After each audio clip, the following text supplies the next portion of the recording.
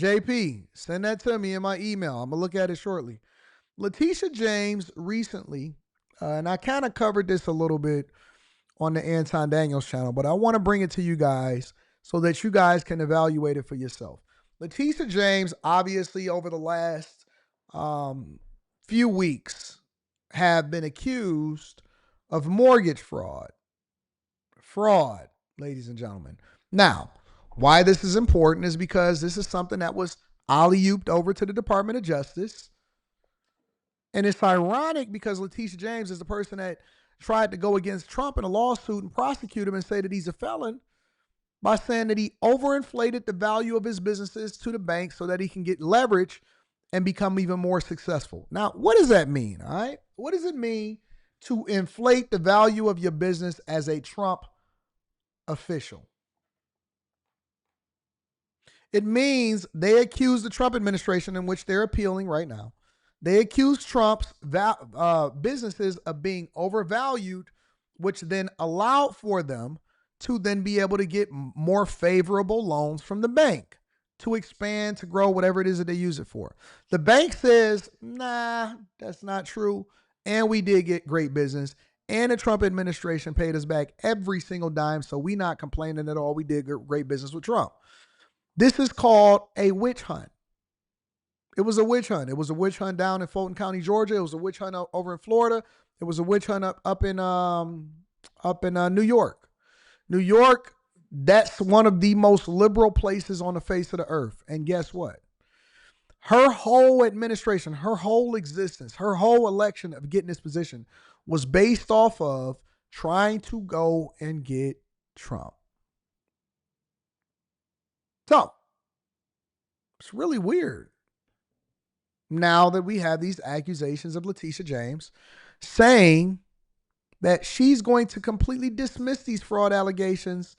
Well, you can see it for yourself. Make sure you hit a like for the algorithm, subscribe to the channel, and turn on your notifications. Welcome to Inside City Hall for Thursday, April 17th, 2025. I'm Errol Lewis. We begin tonight with an exclusive interview with New York State Attorney General Letitia James. As we have been reporting, President Trump ramped up his feud with James yesterday, targeting her specifically over alleged falsified real estate records. James has been at the forefront of the legal fight against the Trump administration on multiple issues. She joins us now with more, and we'll see if we can straighten a lot of this out. Good to see you, Ms. James. Thanks for joining us. Thank you for having me, Errol. Absolutely. What is going on here? Did anybody contact you before this letter went out accusing you of this, that, and the other and making a criminal referral about real estate transactions? No, not at all. And let me just say to all New Yorkers and to all Americans, the allegations are baseless. The allegations are nothing more than a revenge tour. Okay, wait a minute. So before we get into it, because again, I want to play for you guys what she says. I know nobody inside of this chat or nobody that watches this show is a drug dealer.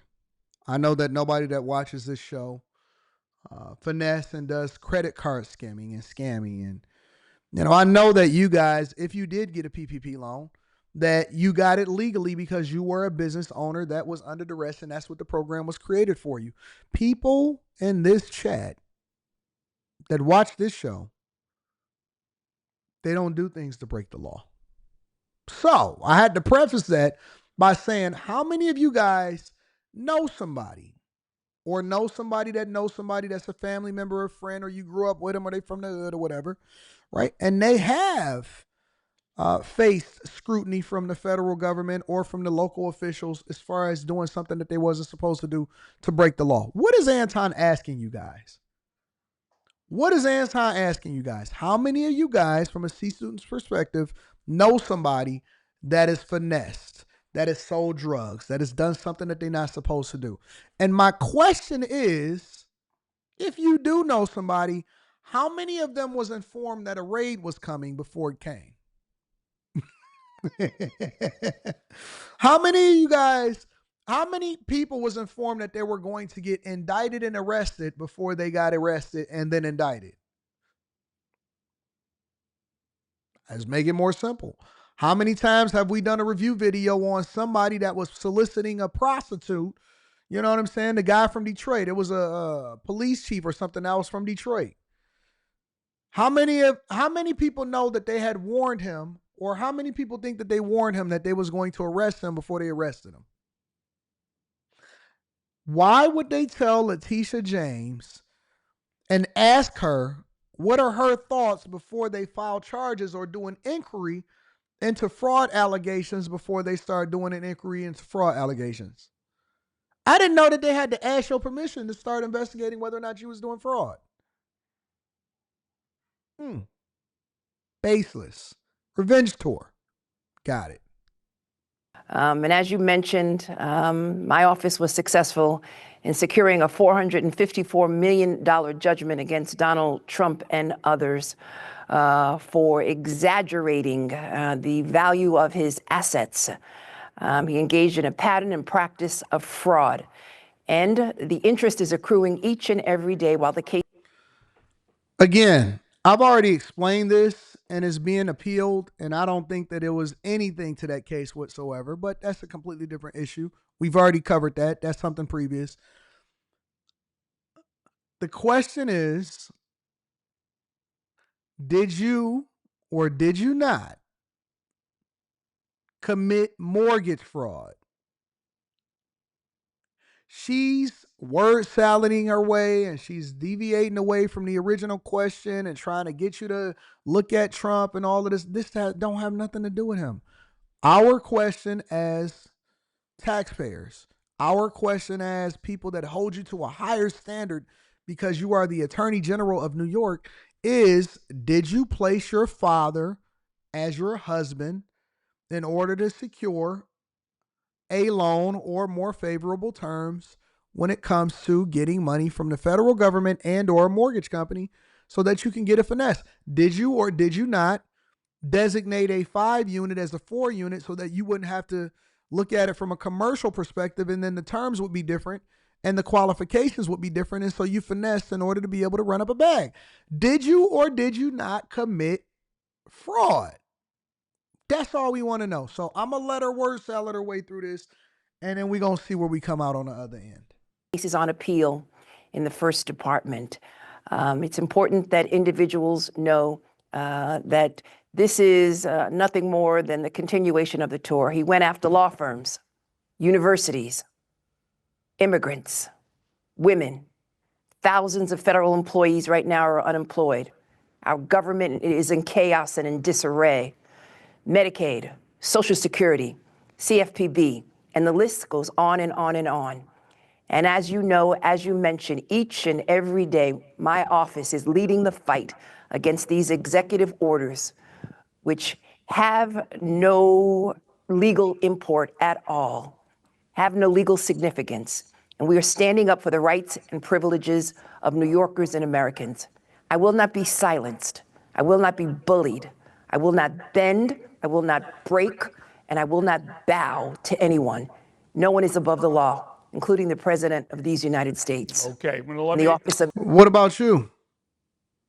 Are you above the law? And why did we not get an answer to the question that was posed to you in the first place? I think that this journalist, whoever this is that's on Spectrum News, that's interviewing her, I think that they are absolutely a fourth-rate journalist.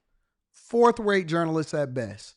Watch these softball questions, and they're not even real questions. Watch these prefacing and then softball questions that he tried to ask her. The Attorney General will continue to stand up. Let me follow up of some of what's in this this letter. It says according to media reports, which for us in the media is kind of a red flag, meaning that it seems to be based on some social media posts that I know were made by partisan political actors. But just let me ask you about some of the See how he prefaces the question?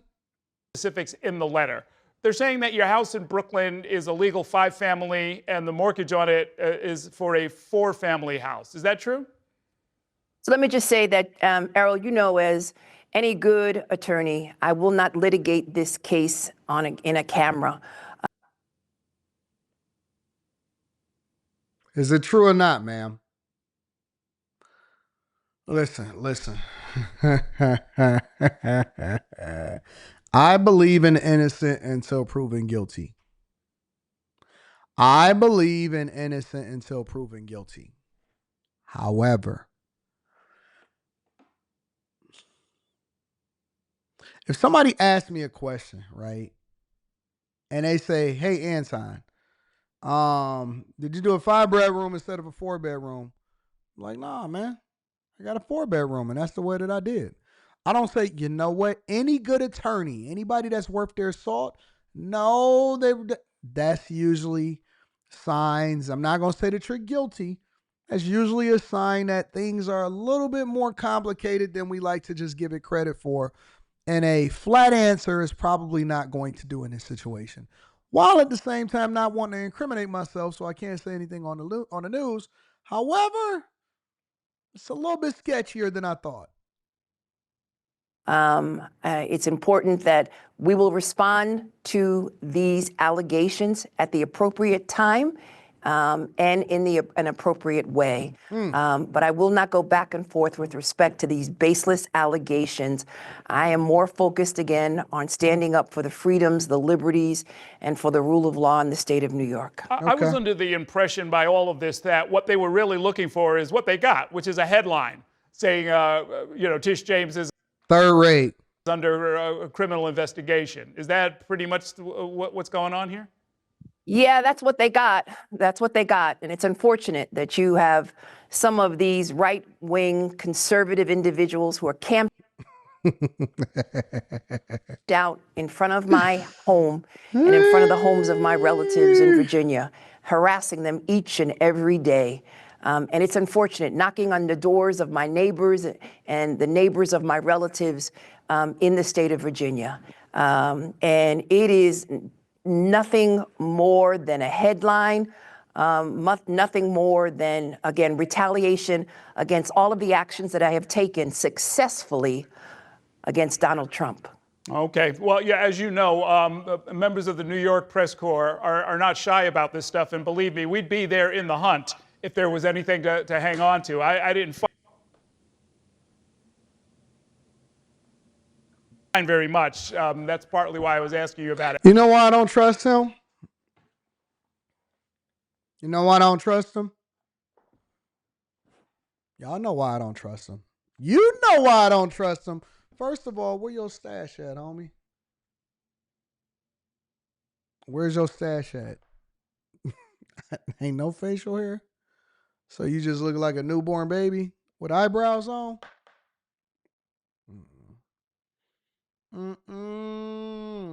Blue suit, green tie, I'm not going for it. Where your stash at, homie? So first of all, he's throwing these softball questions. Secondly, she didn't actually say or answer anything. She might as well not done the interview in the first place. And third is just a bunch of word salad that just makes her look even more guilty. But again, innocent until proven guilty in the court of law. Let me move on, though, and ask you about some of the litigation that you are involved in. The funding for college students, that kind of slipped under the radar. There's so many other different things that are going on. But there's a threat to funding that you and some of your fellow attorneys general are suing over. What's the latest on that?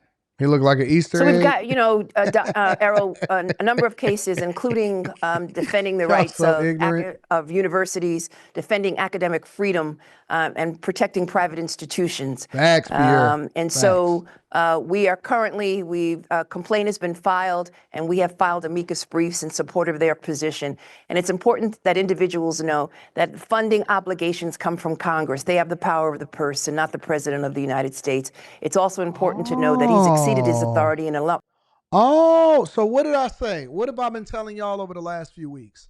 That the same people that are in Congress that are mad at Trump for doing a government audit are the same people that has been controlling the purse strings since way before Trump ever got into office. So if you want to hold somebody accountable for the $36 trillion in debt, our inability to be efficient as far as all of these different government agencies, the fraud, waste, and abuse, the inability to police themselves or look at where all of our tax dollars are going. So when you look at the Jasmine Crockett's, when you look at the AOC, when you look at the Bernie Sanders, that's now standing up here acting like what happened over the last 90 days is more meaningful than what happened over the last 90 years, I have to understand why they feel like it's something wrong with what Trump is doing when they're the ones that's been controlling the purse strings the entire time. Congress has been controlling the purse strings for my entire life. So if that be the case, then that means that it's hypocritical for them to hold Trump accountable for what is happening as far as financial fraud, all of these diversity, equity, and inclusion programs, the bloated federal government, and our inability to balance the budget. Thank you, Letitia James. I think that this woman is miserable. Miserable. You don't see women that are happy. And maybe she got to have an edge to her because she live in New York. You don't see women that are happy speaking like Letitia James. You don't. Could you imagine dealing with this type of woman every single day? Oh. And you ain't even bad. Listen, you ain't bad enough to be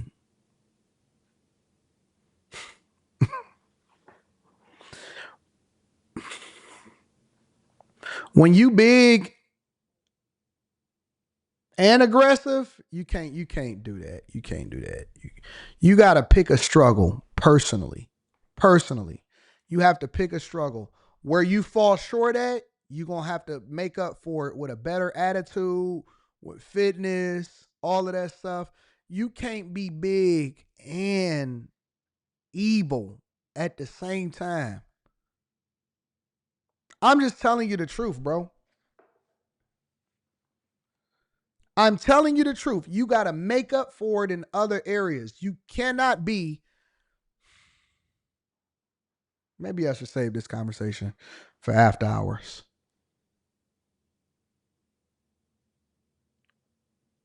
Maybe I should save this conversation for after hours. Because sometimes we gotta seriously be realistic with ourselves. You know what? God didn't bless me in this area, so I'm gonna shore up on this side. I'm gonna overcorrect over here. So you just don't do no correction. You just living, just winging it, and you got a bad attitude. That's a tough do right there.